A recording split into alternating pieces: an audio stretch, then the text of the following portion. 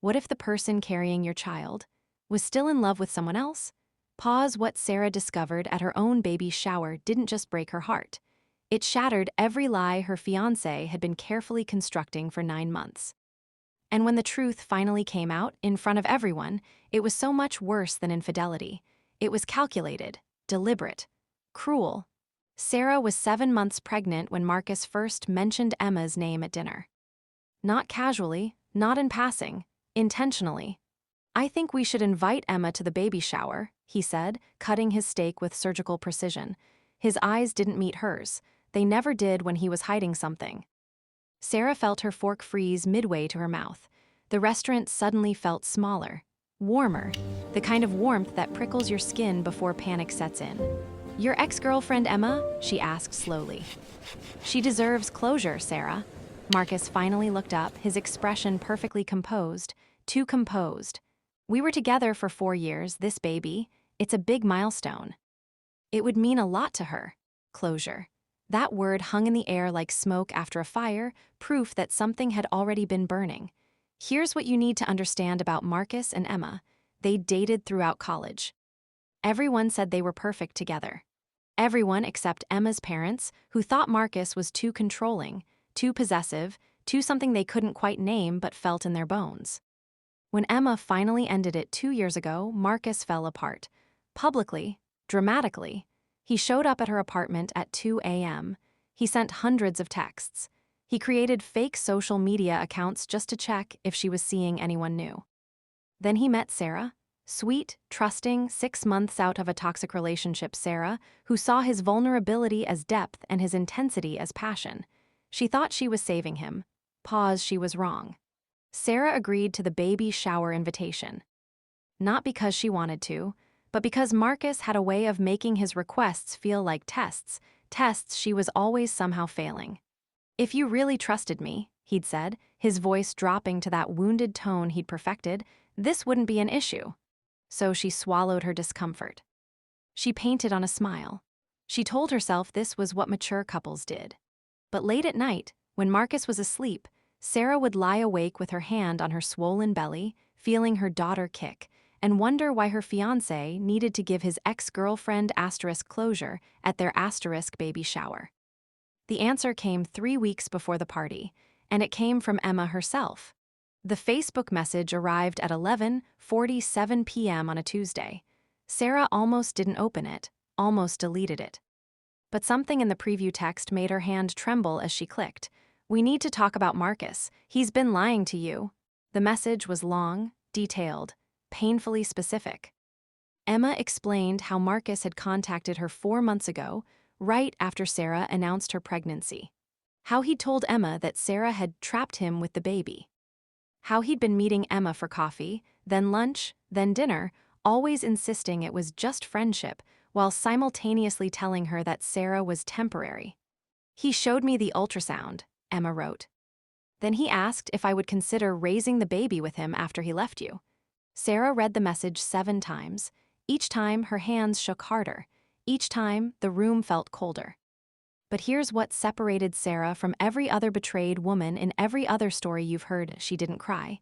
She didn't confront. She didn't collapse. She planned. Sarah responded to Emma with a single question. "Do you have proof?" The screenshots arrived within minutes. Text messages, voice notes, photos of Marcus and Emma at restaurants Sarah recognized, restaurants Marcus claimed he'd gone to for work lunches. In one photo, his hand was on Emma's lower back. In another, they were laughing, their faces close enough to kiss. But the worst one? A text from Marcus sent just 5 days ago. "Once the baby's here and things settle, I'll tell Sarah it's not working. Then we can finally be together like we should have been all along." Sarah felt something shift inside her chest. Not heartbreak, not even anger. Clarity. She called Emma. They talked for 2 hours. And slowly, carefully, they constructed a plan that would expose Marcus in the most public, humiliating way possible. Because if Marcus wanted Emma at the baby shower for closure, pause, they'd give him closure he'd never forget. The baby shower was beautiful. Sarah's mother had decorated the backyard with pink balloons, floral arrangements, and a banner that read, "Welcome, baby girl." 40 guests mingled, sipping mimosas, playing silly games, cooing over tiny clothes. Marcus worked the crowd like a politician, shaking hands, laughing too loud, playing the role of devoted father-to-be with Oscar-worthy conviction. And then Emma arrived. Sarah watched Marcus's face change. That momentary flash of panic quickly smoothed into a pleasant smile. He crossed the yard to greet Emma with a careful, platonic hug. "Thanks for coming," he said, his voice just loud enough for nearby guests to hear. "It really means a lot," Emma smiled sweetly. "I wouldn't miss it." Sarah let them enjoy exactly 12 minutes of comfort. Then she stood up, clinked her glass, and asked for everyone's attention. "I want to thank you all for being here today," Sarah began, her voice steady despite the adrenaline coursing through her veins. "It means the world to be surrounded by people who love and support us." Marcus beamed. He actually beamed. "But before we continue," Sarah said, her smile never wavering, "I need to address something important. You see, my fiancé insisted that his ex-girlfriend Emma attend today because she deserved closure." The backyard went silent. 40 pairs of eyes swiveled between Sarah, Marcus, and Emma. Marcus's face drained of color. "Sarah, what are you?" "I agreed," Sarah continued, her voice growing stronger, "because I believe in honesty. In truth. In making sure everyone gets the closure they deserve." She pulled out her phone. "For the past 4 months, while I've been carrying his child, Marcus has been telling Emma that I trapped him.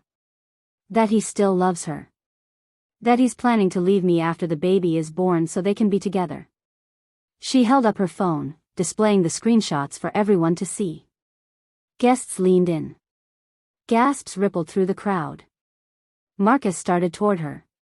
"Those are taken out of context." "Am I?"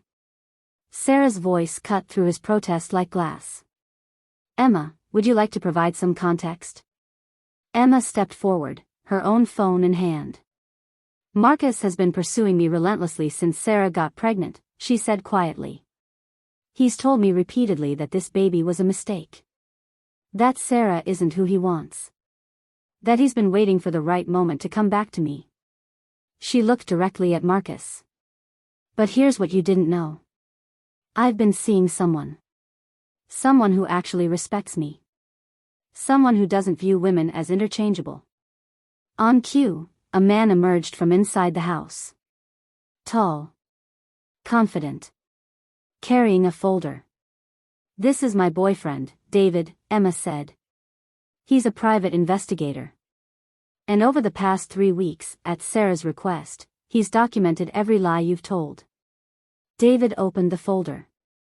Inside were photos. Time-stamped. GPS tagged. Marcus entering Emma's apartment building. Marcus at jewelry stores, not looking at engagement rings for Sarah, but at necklaces he'd told Emma he wanted to buy her. The evidence was irrefutable. Marcus's face had gone from pale to gray. You set me up?" "No," Sarah said softly. "You destroyed yourself. I just made sure everyone could see it." Then came the final blow. "Oh," Sarah added, almost casually, "there's one more thing." She pulled another document from her purse. Her hands were steady now. Completely calm. "I had a paternity test done. The non-invasive kind. You can do them as early as 9 weeks now. Did you know that, Marcus?" His eyes widened. "What?" "You've been so paranoid about me trapping you with this baby," Sarah said, her voice dripping with contempt. "So worried I got pregnant on purpose to lock you down.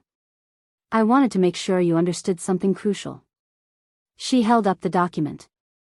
"According to this test, there's a 99.9% certainty that you are the biological father. Which means every doubt you've expressed, every horrible thing you've said about me to Emma, it was all just your guilty conscience trying to justify your betrayal." The backyard was silent enough to hear leaves rustling in the wind.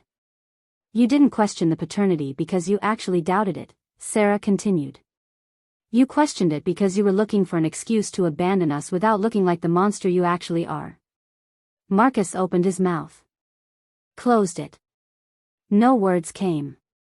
Sarah turned to address the crowd one final time. I'm leaving now. My mother and sister will help me pack.